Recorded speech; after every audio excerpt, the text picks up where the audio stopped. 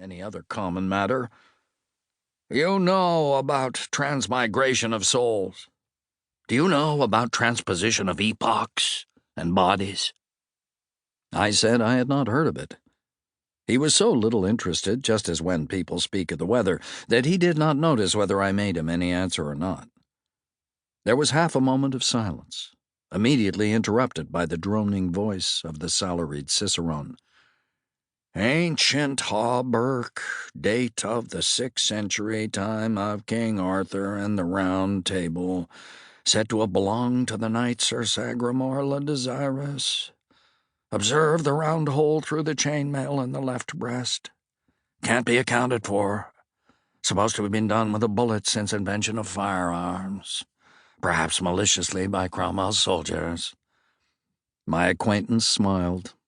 Not a modern smile, but one that must have gone out of general use many, many centuries ago, and muttered apparently to himself, "Wit ye well?" "I saw it done." Then after a pause added, "I did it myself." By the time I had recovered from the electric surprise of this remark, he was gone. All that evening I sat by my fire at the Warwick Arms, steeped in a dream of the olden time, while the rain beat upon the windows and the wind roared about the eaves and corners.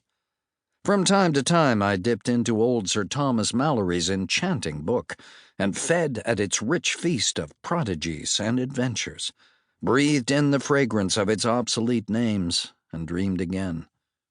Midnight being come at length, I read another tale for a nightcap, this which here follows, to wit: How Sir Launcelot slew 2 giants, and made a castle free. Anon withal came there upon him 2 great giants, well armed, all save the heads, with 2 horrible clubs in their hands. Sir Launcelot put his shield afore him, and put the stroke away of the one giant, and with his sword he clave his head asunder. When his fellow saw that, he ran away as he were wood, for fear of the horrible strokes, and Sir Launcelot after him with all his might, and smote him on the shoulder, and clave him to the middle. Then Sir Launcelot went into the hall, and there came afore him 60 ladies and damsels, and all kneeled unto him, and thanked God and him of their deliverance. "For, sir," said they, "the most part of us have been here this 7 year their prisoners.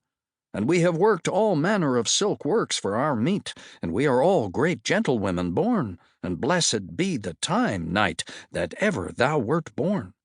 For thou hast done the most worship that ever did knight in the world. That will we bear record. And we all pray you tell us your name, that we may tell our friends who delivered us out of prison." "Fair damsels," he said, "my name is Sir Launcelot du Lake." And so he departed from them, and betaught them unto God. And then he mounted upon his horse, and rode into many strange and wild countries, and through many waters and valleys, and evil was he lodged. And at the last by fortune him happened against a knight to come to a fair courtelage, and therein he found an old gentlewoman that lodged him with a good will, and there he had good cheer for him and his horse. And when time was, his host brought him into a fair garret over the gate to his bed. There Sir Launcelot unarmed him, and set his harness by him, and went to bed, and anon he fell on sleep. So, soon after, there came one on horseback, and knocked at the gate in great haste. And when Sir Launcelot heard this, he rose up, and looked out at the window, and saw by the moonlight 3 knights come riding after that one man, and all 3 lashed on him at once with swords. And that one knight turned on them knightly again, and defended him.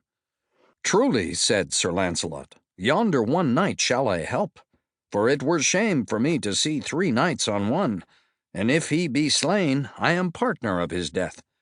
And therewith he took his harness, and went out at a window by a sheet down to the 4 knights. And then Sir Launcelot said on high, "Turn, you knights, unto me, and leave your fighting with that knight." And then they all 3 left Sir Kay, and turned unto Sir Launcelot, and there began great battle, for they alight all 3, and strake many strokes at Sir Launcelot, and assailed him on every side. Then Sir Kay dressed him for to have holpen Sir Launcelot. "Nay, sir,"